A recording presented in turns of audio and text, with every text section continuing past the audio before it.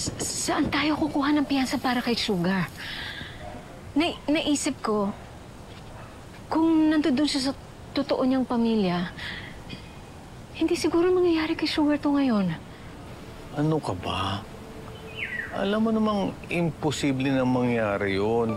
Wala na siyang babalikan. Tayo na ang pamilya niya. Oh, huwag ka na umiyak. Sandali, ibibili kita ng tubig, ha? Hintayin mo ako rito.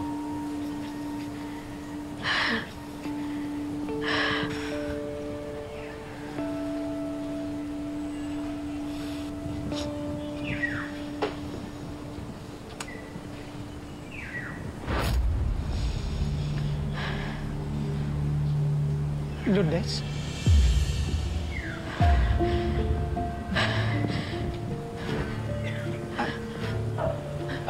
Lourdes! Lourdes, sandali! Lourdes, sandali!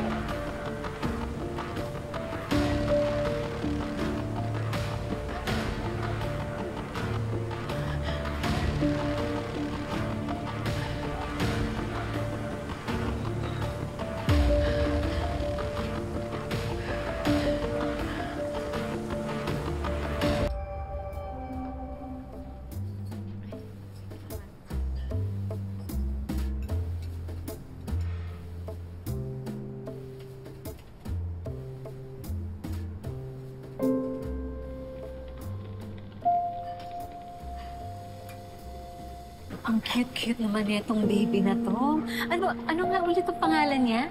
Sugar. Sugar. Ang tamis. Siguro pagkalaki niyan, ay, ang sweet na anak.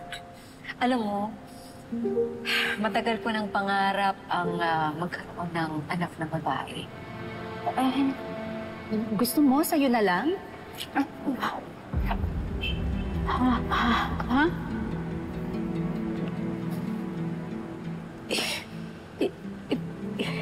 Bibigay mo siya sa akin?